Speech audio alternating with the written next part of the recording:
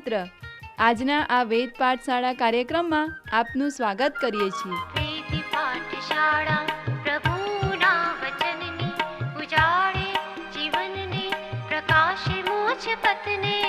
વેદ પાઠશાળા પ્રભુના વચનની ઉજાળે જીવનને પ્રકાશે મોક્ષ પથને. વેદ પાઠશાળા. આ કાર્યક્રમ આપને પવિત્ર પુસ્તક બાઇબલનો પદ્ધતિસર અભ્યાસ કરવા મદદરૂપ બનશે. તો ચાલો આ અભ્યાસની શરૂઆત કરતા ઈશ્વરના સેવક પાસેથી પ્રભુનો સંદેશ સાંભળીએ. પ્રિય મિત્ર, આજના આપણા આ વેદ પાઠશાળા નામક કાર્યક્રમમાં આપનું હાર્દિક સ્વાગત કરું છું. આ અભ્યાસમાં આપણે અય્યુબના પુસ્તકમાં આવ્યા છીએ. આપણે પ્રથમ દ્રશ્ય અય્યુબના જીવનનું આસપાસનું વાતાવરણ જોયું હતું. હવે આપણે બીજું દ્રશ્ય ભાગીદારી વિશે જોવા પ્રયત્ન કરી રહ્યા છીએ. પ્રિય મિત્ર, આ બીજું દ્રશ્ય ભાગીદારી આ પુસ્તકનો મોટો ભાગ છે. જ્યારે અય્યુબના મિત્રો અલીફાઝ, બિલદાદ અને સોફારની વાર્તાલાપ અય્યુબ અને ઈશ્વર વિશે હતો. તેને ઈશ્વર ખોટો જાહેર કરે છે. જોકે તેઓની વાર્તાલાપ ઈશ્વર અને અય્યુબ વિશે જ હતો. આપણે અંતમાં જોયું હતું કે અય્યુબે જ્યારે ઈશ્વર વિશે કહ્યું ત્યારે તે સાચો હતો. જોકે આપણને જણાવવામાં આવ્યું નથી, પરંતુ માની લઈએ છીએ કે જ્યારે અય્યુબે પોતાના વિશે કહ્યું ત્યારે તે સાચો નહોતો. જ્યારે આપણે આ બીજું દ્રશ્ય અય્યુબના પુસ્તકનું જોઈએ છીએ ત્યારે અમુક બીજા દૃષ્ટિકોણ મદદરૂપ બની શકશે. સૌપ્રથમ અય્યુબના ત્રણેય મિત્રોનો વાર્તાલાપ અને અય્યુબનો વાર્તાલાપ તેના પર મૂકવામાં આવેલ દોષારોપણ વિશે ધ્યાનથી તપાસી શકશો અને જાણી શકશો કે તેઓ ચારેય એક દરખાસ્ત પર રાજી થાય છે અને ખૂબ જ અપ્રમાણિકતાથી બીજી પર પણ રાજી થતા નથી. યાદ રાખો, અય્યુબે તેની પત્નીને જે પ્રશ્ન પૂછ્યો હતો તે અય્યુબના પુસ્તકની પ્રાથમિક ચાવીરૂપ કલમ છે. જ્યારે અય્યુબની પત્નીએ તેને કહ્યું કે ઈશ્વરને શાપ દે અને મરી જા, ત્યારે તેણે જવાબ આપ્યો કે આપણે ઈશ્વરના હાથથી સુખ જ સ્વીકારીએ અને દુઃખ ન સ્વીકારીએ. આ ગૂઢ પ્રશ્ન છે. આ ચાર માણસો સહમત થાય છે કે આપણે સારા માણસો છીએ, માટે ઈશ્વર પાસે સુખ જ સ્વીકારીએ. અય્યુબ વિશ્વાસ રાખતો હતો અને તેના ત્રણેય મિત્રો પણ વિશ્વાસ રાખતા હતા. અય્યુબ સારા માણસ તરીકે જાણીતો હતો, પણ ઈશ્વરે તેના હાથમાં સુખ ના મૂક્યું. ત્યાં તેઓ ત્રણેય સહમત થતા નથી. અહીંયા તેઓના વિચારમાં આંટી પડે છે અથવા વિચારમાં વિક્ષેપ પડે છે.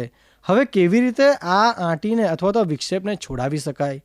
અય્યુબ અને તેના મિત્રો ખૂબ જ અપ્રમાણિકપણે આ વિક્ષેપને અથવા તો આંટીના ઉકેલ સાથે સહમત થતા નથી. અય્યુબના મિત્રો કહે છે કે અય્યુબ, ચોક્કસ તારા જીવનમાં પાપ છે. અય્યુબ, તારા જીવનમાં પાપ છે કારણ કે ઈશ્વર હંમેશા સારા માણસના હાથમાં સુખ મૂકે છે. જો ઈશ્વર તારા જીવનમાં સુખ મૂકતા નથી તો ચોક્કસ તું દુષ્ટ છે. એ પાપ છે મિત્ર.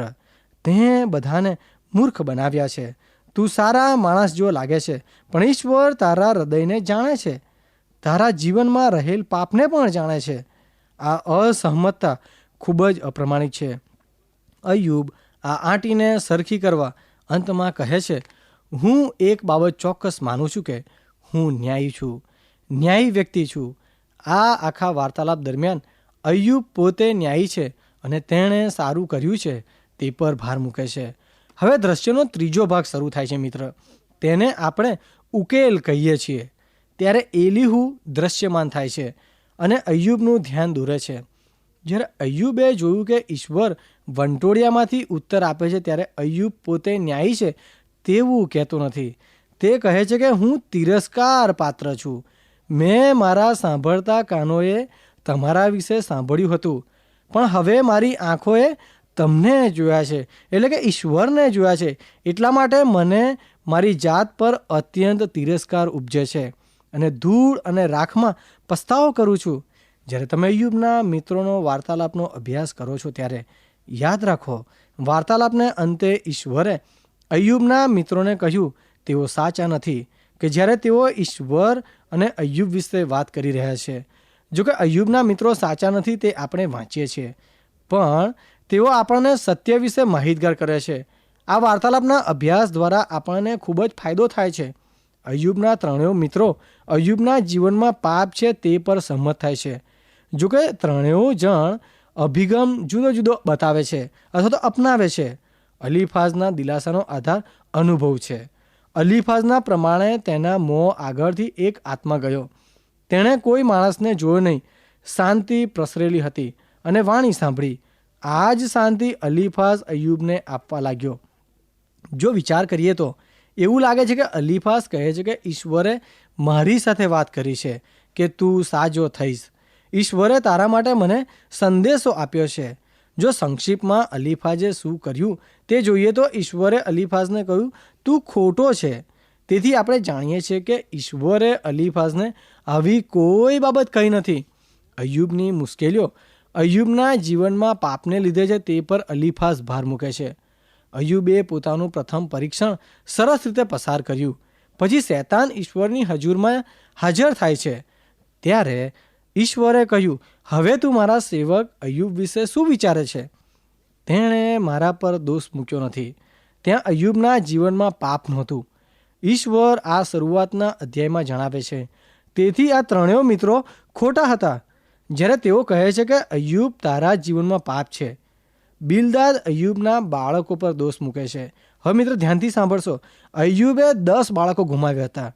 આ અય્યુબનું મોટું નુકસાન હતું. બિલદાદે કહ્યું તારા બાળકો પાપી બાળકો છે. તેઓના જીવનમાં પાપ હતું અને ઈશ્વરે કદાપી તેમના જીવનમાં આવું બને તેની પરવાનગી આપી ના હોત.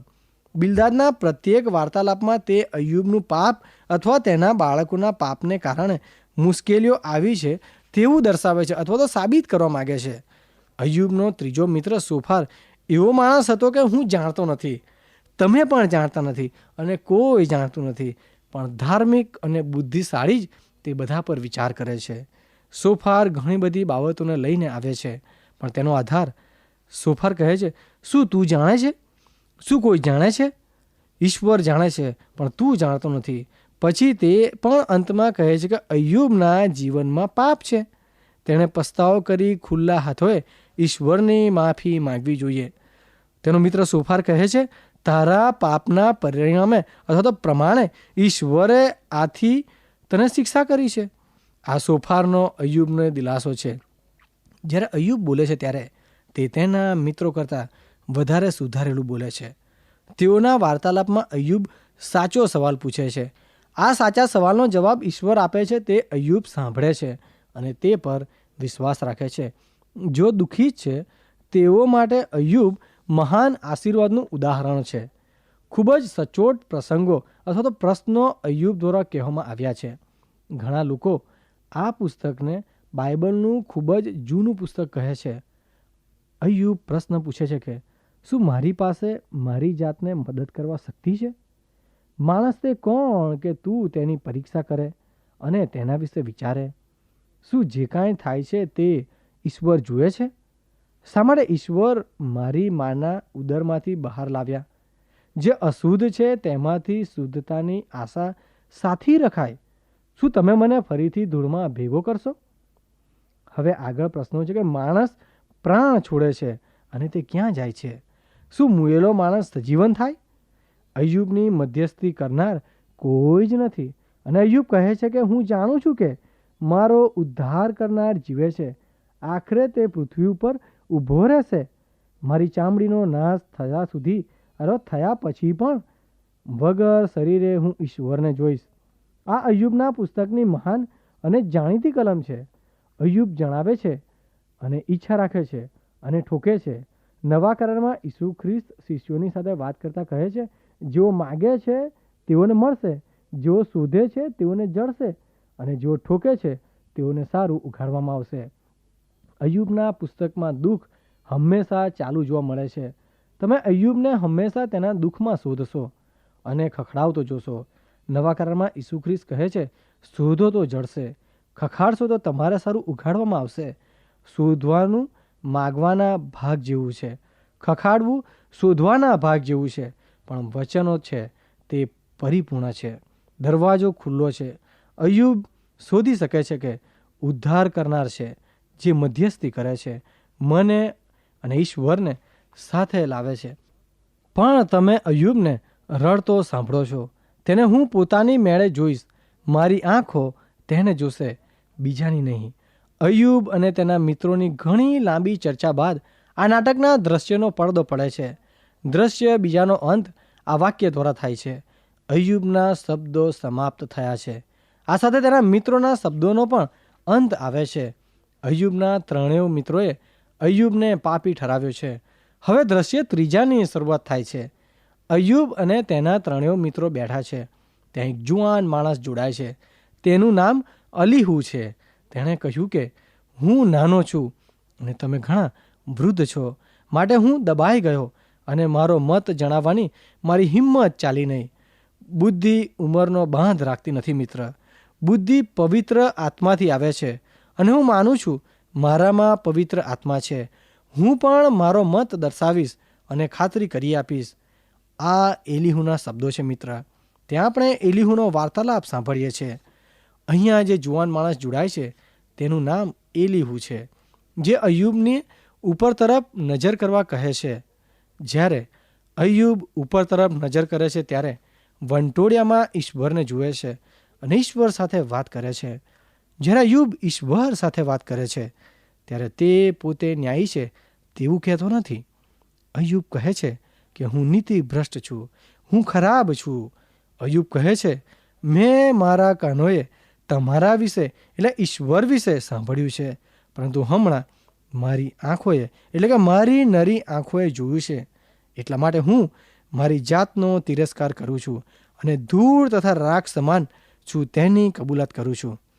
પ્રિય મિત્ર, ઘણા લોકો માને છે કે આ એલીહુ ઈશ્વરનું સ્વરૂપ હતો. એલીહુ અય્યુબની પ્રાર્થનાનો જવાબ પૂરો પાડે છે. તેઓ એમ પણ માને છે કે અય્યુબને પાડેલી આંટી ઘૂંટીનો માર્ગ બતાવવા એલીહુ આવ્યો હતો, એટલે કે જે વિક્ષેપ પડ્યો હતો તેનો જવાબ આપવાને માટે એલીહુ આવે છે. એલીહુ તેમના પ્રશ્નોનો જવાબ આપે છે. હું માનું છું કે એલીહુનો વાર્તાલાપ અય્યુબના પુસ્તકમાં હૃદય સમાન છે. અય્યુબની પત્નીનો પ્રશ્ન છે તેનો જવાબ પણ તે આપે છે. શું માણસ ઈશ્વર પાસેથી સુખની જ અપેક્ષા રાખે? શું ન્યાયી ઈશ્વરનો માણસ ઈશ્વર પાસે હંમેશા સારાની અપેક્ષા રાખે અને ખરાબની નહીં? અય્યુબનું આખું પુસ્તક આ પ્રશ્ન પર આધાર રાખે છે. જે અય્યુબે તેની પત્નીને પ્રશ્ન પૂછ્યો અને એલીહુએ આ પ્રશ્નનો જવાબ આપ્યો. એલીહુ અય્યુબને કહે છે કે અય્યુબ, તારા આ આખા પ્રશ્નમાં તારા હાથ ખુલ્લા છે. કે જ્યારે અય્યુબે ઈશ્વરને પૂછ્યું હું સારો છું, માટે ઈશ્વર મારા હાથમાં શું મૂકે તેની શું અપેક્ષા રાખવું? હવે મિત્ર, અય્યુબના પુસ્તકનું પ્રથમ દ્રશ્ય થોડીવાર યાદ કરો. શૈતાને પણ અય્યુબ ઉપર આવો જ આરોપ મૂક્યો છે. આજે આપણે તેને શૈતાનનો આરોપ કહીએ છીએ. આ અય્યુબની ધાર્મિક લાગણી પર આરોપ હતો. અય્યુબ અને તેના મિત્રોનો પણ વાર્તાલાપ આ જ વિષય પર આગળ વધે છે અને આ જ વિષય પર એલીહુ ચર્ચા કરે છે. હવે મિત્ર, અય્યુબના પુસ્તકના 35મા અધ્યાયની 1-7 કલમમાં હું માનું છું કે એલીહુ અય્યુબના દુઃખનો પ્રશ્ન હલ કરે છે અને પ્રશ્ન પૂછે છે, તું એવું કહે છે કે એમાં મને શો ફાયદો થવાનો છે? મેં પાપ કર્યું હોત તો તેના કરતાં હાલ મને વધારે શો નફો મળશે? હું તને અને તારા મિત્રોને જવાબ આપવા માગું છું. આકાશ તરફ નજર કરીને જો, તારા કરતાં ઊંચા અંતરિક્ષને નિહાળ. જો તે પાપ કર્યું હોય તો તેથી તેની વિરુદ્ધ શું તું કરે છે? જો તારા અપરાધો વધી જાય તો તેથી તેનું શું નુકસાન કરે છે? જો તું ન્યાયી હોય તો તું તેને શું આપે છે? અથવા તે તારા હાથથી શું પામે છે? તમે જો મિત્ર, એલીહુએ વાર્તાલાપની હૃદય સમાન વાત કહી. અય્યુબ, તું અને તારા સાથીઓ ખોટા પ્રશ્ન પૂછો છો. આ આખી વાતની અંદર હૃદય સમાન બાબતમાં તે ખુલ્લા, લોભી અને ગંદા હાથો અને કહ્યું કે ઈશ્વર શું મારા હાથમાં મૂકશે? આ ખોટો પ્રશ્ન છે. અય્યુબ, તારો પ્રશ્ન તો આવો હોવો જોઈએ. તું તેને શું આપે છે અથવા ઈશ્વર તારા હાથથી શું પામે છે? તું આ પીડામાં તારી જાતને વચ્ચે મૂકે છે અને પ્રશ્ન પૂછે છે, જો હું સારું જીવન જીવું તો મને શો ફાયદો થવાનો? તમે જુઓ મિત્ર, અય્યુબ પોતાની જાતને મધ્યમાં મૂકે છે. એમાં તને શું? આ અય્યુબનો હેતુ હતો. અય્યુબ, તારે જે ખરેખર કરવું જોઈએ તે આ છે. તારા પ્રશ્નમાં ઈશ્વરને મધ્યમાં રાખવાના છે. જો હું સારું જીવન જીવું તો કઈ રીતે ઈશ્વરને પ્રસન્ન કરું? મહિમા કહું અથવા તો લાભદાયી કહું? અને પછી આ વિચાર કર, જો તે પાપ કર્યું હોય તો તેથી તેની વિરુદ્ધ તું શું કરે છે? એલીહુ દાઉદ જેવું વિચારે છે કે દાઉદે દૈવત્વ દર્શાવ્યું અને ઈશ્વરને પ્રાર્થના કરી, મેં તારી સમક્ષ પાપ કર્યું છે, એટલે કે ઈશ્વર સમક્ષ પાપ કર્યું છે. દાઉદ વાસ્તવિક ઈશ્વરને પ્રેમ કરતો હતો. શું મિત્રો, તમને એવું લાગે છે કે જ્યારે તમે સારું જીવન જીવો છો તો ઈશ્વરને પ્રસન્ન કરો છો, અને જ્યારે પાપ કરો છો ત્યારે ઈશ્વરને દુઃખ પહોંચાડો છો? શું તમે એવો અનુભવ કરો છો કે દિવસ દરમિયાન તમારા જીવન દ્વારા તમે ઈશ્વરને પ્રસન્ન અથવા દુઃખી કરો છો? એલીહુના પ્રમાણે આ દિશા આપણી પાસે હોવી જોઈએ, પણ અય્યુબ પાસે આ દિશા નહોતી. હવે એલીહુના વાર્તાલાપના અંતમાં અય્યુબે કહ્યું, અય્યુબ ઉપર નજર કર અને ઈશ્વરની દ્રષ્ટિ પ્રમાણે દરેક બાબતને જુઓ. ફક્ત અંદર તરફ જોઈને પ્રશ્ન ના પૂછીશ કે મને શો ફાયદો થવાનો છે, પરંતુ ઉપર નજર કર અને પ્રશ્ન પૂછ કે તે તારા હાથથી શું પામે છે. જ્યારે અય્યુબના સાથીઓએ વાર્તાલાપ કર્યો ત્યારે અય્યુબે તેઓને ઠપકો આપ્યો, પણ જ્યારે એલીಹುએ વાર્તાલાપ કર્યો ત્યારે ઠપકો ના આપ્યો. એલીಹುએ જે કરવાનું અય્યુબને કહેવામાં આવ્યું તે તેણે કર્યું. અય્યુબે ઉપર તરફ નજર કરી અને ઈશ્વરને વંટોળિયામાં જોયા. અય્યુબે લાંબા સમય સુધી ઈશ્વર સાથે વાત કરી, અથવા મારી સમજ પ્રમાણે ઈશ્વરે અય્યુબની સાથે વાત કરી. ઈશ્વરે અય્યુબને જે કહ્યું તે વિશે ઘણા અધ્યાયો બાઇબલમાં આપેલા છે. અય્યુબનો પ્રત્યુત્તર ફક્ત થોડી જ કલમમાં આપવામાં આવ્યો છે. અય્યુબ પોતે ન્યાયી છે તે વિશે તેણે પોતે વારંવાર કહ્યું છે, પણ ઈશ્વર સાથેના વાર્તાલાપને અંતે અય્યુબની દ્રષ્ટિ બદલાય છે અને કહે છે, મેં મારા કાનથી તારા વિશે સાંભળ્યું હતું, પણ હવે હું તને પ્રત્યક્ષ જોઉં છું. તેથી હું કંટાળું છું અને ધૂળ તથા રાખમાં બેસીને પસ્તાવો કરું છું. મિત્ર, મને એક પ્રશ્ન પૂછવા દો. શા માટે અય્યુબ આ વાર્તાના અંત ભાગમાં પોતાનાથી કંટાળે છે અને શા માટે પસ્તાવો કરે છે? હવે પસ્તાવો એટલે મનને સુધારવું, ઈચ્છાને સુધારવી, હૃદયનું બદલાણ થવું અને દિશાનું પણ બદલાણ થવું. પસ્તાવો એટલે એક માર્ગ પરથી પાછા ફરી બીજા માર્ગમાં જવું. હવે છેલ્લે ત્રીજા દ્રશ્યમાં અય્યુબ આજુબાજુ નજર કરે છે. ઈશ્વર તરફથી દ્રશ્ય મળ્યા પછી અય્યુબ પસ્તાવો કરે છે. ઈશ્વર અય્યુબના મિત્રો પાસે આવે છે અને ઠપકો આપે છે. ઈશ્વરે કહ્યું, તમે મારા વિશે તથા મારા સેવક અય્યુબ વિશે ખરું બોલ્યા નથી. ઈશ્વરે ઠપકો આપ્યો ત્યારે અય્યુબે તેના મિત્રો માટે મધ્યસ્થી કરી. ઘણા લોકો કહે છે કે અય્યુબની વાર્તા ઈશ્વરના માણસની છે કે જેની પાસે ખૂબ ધન દોલત હતી તથા ધાર્મિક માણસ હતો. ઈશ્વરે તેની સર્વ સંપત્તિ લઈ લીધી હતી, પણ ઈશ્વરનો માણસ દ્રઢ રહ્યો અને ઈશ્વરની આરાધના કરી. એટલા માટે જ ઈશ્વરે તેની સંપત્તિ બમણી કરી આપી. આ સીધી અને સાદી સરળ સમજણ અય્યુબના પુસ્તકની મારા અને તમારા માટે છે. હવે આ ખરું સત્ય છુપાયેલું છે કે જે ધ્યાન પર લેવા જેવું છે. જ્યાં સુધી અય્યુબે તેના મિત્રો માટે પ્રાર્થના ના કરી ત્યાં સુધી ઈશ્વરે તેની સંપત્તિ બમણી ના કરી. શું તમે આ બાબતને અય્યુબના પુસ્તકમાં તપાસી છે? અય્યુબનું પુસ્તક કહે છે કે ઈશ્વર ઈચ્છે છે કે જીવનના 3 દ્રશ્યો આપણે સમજી શકીએ. ઈશ્વર ઈચ્છે છે કે આપણી નજર અંદર તરફ કરીને સત્યને નિહાળીએ અને પાપને જોઈએ. ઈશ્વર ઈચ્છે છે કે પાપને જાણીને પાપની કબૂલાત કરીએ. ઈશ્વર અહીંયા અટકી જવાનું કહેતા નથી, પણ જો તમે અટકી જાઓ છો તો તમે લકવાની અસર થયેલા જેવા છો. તમે ત્યાં ને ત્યાં જ ઊભા છો, પણ કાંઈ જ કરી શકતા નથી. હવે જીવનનું બીજું દ્રશ્ય ઈશ્વર સમજાવવા માગે છે તે તો ઉપર તરફ જુઓ. ઈશ્વર ઈચ્છે છે ઉપર તરફ નજર કરીને ઈશ્વર જેવું ઈચ્છે છે તે પ્રમાણે નિહાળીએ. ઈશ્વર ઈચ્છે છે કે આપણા જીવનના દરેક પ્રસંગોમાં તેમને કેન્દ્ર સ્થાને રાખીએ. જો આપણે ઈશ્વર તરફ દ્રષ્ટિ કરીએ છીએ તો આપણે કહી શકીએ છીએ કે આમાં તમારો મહિમા કેવી રીતે કરી શકાય. તમે ચોક્કસ પરવાનગી આપી છે. તમારી કૃપાથી ભરી દો કે હું તેને પ્રત્યુત્તર સારી રીતે આપી શકું. ગમે તે ભોગે તમે ઈશ્વરને મહિમાવંત થવા પ્રયત્ન કરશો. આ આપણા દુઃખમાં સારું દ્રશ્ય પૂરું પાડે છે. હવે છેલ્લા ત્રીજા દ્રશ્યમાં અય્યુબે આજુબાજુ નજર કરી અને પોતાના મિત્રો માટે પ્રાર્થના કરી. મિત્ર, જાણે ઈશ્વર અય્યુબને એમ કહેતા હોય એવું લાગે છે કે અય્યુબ, તું જીવનમાં ઊંચાઈઓ પર ગયો છે, કારણ કે જે માણસ આંતરિક નજર કરે છે અને જે માણસ ઉપર તરફ નજર કરે છે અને જે માણસ આજુબાજુ નજર કરવા તૈયાર થાય છે તે મારા પ્રત્યુત્તરનો ભાગ છે. જેઓ નિરાશ છે તેમના જવાબો આપનાર આવી વ્યક્તિ બની શકે છે. હવે બીજું સુંદર સત્ય અય્યુબના પુસ્તકના અંત ભાગમાં જોવા મળે છે. તે તો અય્યુબની સંપત્તિ બમણી થાય છે ત્યારે. જો તમે શરૂઆતના દ્રશ્ય વિશે જુઓ તો અય્યુબ પાસે 7,000 ઘેટા હતા, 3,000 ઊંટ હતા. ઈશ્વર તેને બમણા કરી આપે છે. ઈશ્વર તેને 14,000 ઘેટા અને 6,000 ઊંટ કરી આપે છે. ઈશ્વર તેની સંપત્તિ બમણી કરે છે, પરંતુ તેના બાળકો બમણા કરતા નથી. શા માટે ઈશ્વર તેના 7 દીકરાઓ અને 3 દીકરીઓને બમણી કરતા નથી? અહીંયા ઈશ્વર અય્યુબના સાચા પ્રશ્નનો જવાબ આપે છે. જો માણસ મરી જાય તો શું તે ફરી સજીવન થાય? જ્યારે ઊંટ અને ઘેટા મરી ગયા ત્યારે તેઓ મરી ગયેલા હતા, એટલા માટે તેઓને બમણા કરી અય્યુબને આપવામાં આવ્યા. પણ જ્યારે અય્યુબના બાળકોને મારી નાખવામાં આવ્યા ત્યારે તેઓ મૃત્યુ પામ્યા નહોતા. તેઓ જીવનના બીજા ભાગમાં પ્રવેશેલા હતા. ઈશ્વરની દ્રષ્ટિ પ્રમાણે આ માણસ પાસે 14 દીકરા અને 6 દીકરીઓ એ ફક્ત 7 દીકરા અને 3 દીકરીઓ બરાબર છે. તમે જુઓ મિત્ર, ઈશ્વરે કેવો સરસ પ્રત્યુત્તર આપ્યો. શું માણસ મૃત્યુ પામે તો તે ફરી સજીવન થાય? અય્યુબનું પુસ્તક જેઓએ બાળકો ગુમાવ્યા છે તેમને માટે દિલાસારૂપ છે. અય્યુબના પુસ્તક દ્વારા તેઓ શીખી શકે છે કે હજુ પણ બાળક જીવે છે. બીજું અય્યુબના પુસ્તકનું લાગુકરણ એ ધાર્મિક માનસશાસ્ત્ર છે. આજે આપણા સમાજમાં જુદા જુદા વિશ્વાસના લોકો છે. ઘણા લોકો પાપની માફી આપનાર ઈશ્વરને મળ્યા છે. ઈસુ ખ્રિસ્તે તેમની પાપની લાગણીના પ્રશ્નને હલ કર્યો છે.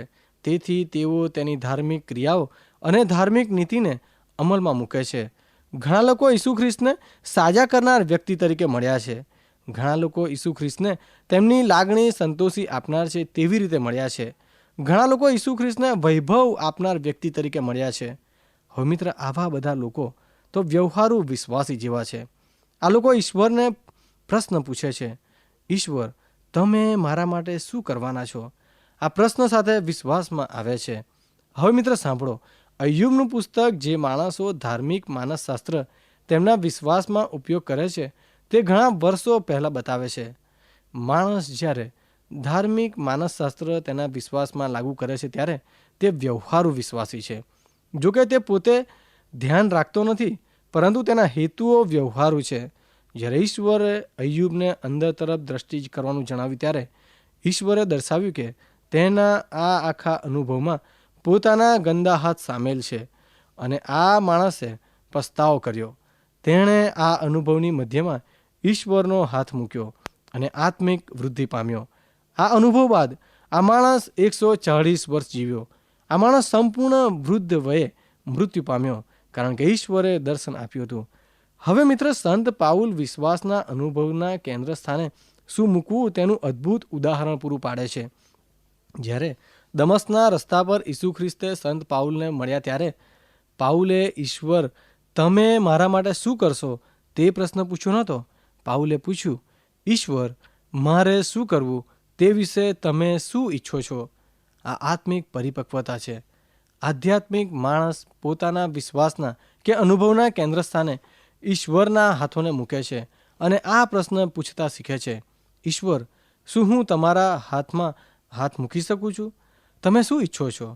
તમારો મહિમા થાય માટે મારે શું કરવું તે વિશે તમે શું કહો છો? ઈશ્વર ઘણીવાર દુઃખદાયક પરિસ્થિતિ દ્વારા આપણા આત્મિક જીવનની વૃદ્ધિ કરે છે. અય્યુબના પુસ્તકમાં ઈશ્વર દુઃખના સાધન દ્વારા મહાન માણસ, ઈશ્વરનો માણસ, વ્યવહારુ માણસ કે જેને ખ્યાલ હતો કે ઈશ્વર તેના માટે શું કરવાના છે તેની મહાન વાર્તા છે. ઈશ્વર દુઃખને એટલી હદે પૂરું પાડે છે કે તે માણસ પ્રાર્થના કરે છે કે ઈશ્વર, હું તમારા માટે શું કરું? ઈશ્વર, તમે મારા સર્વ પ્રશ્નોનો નિકાલ કરનાર છો.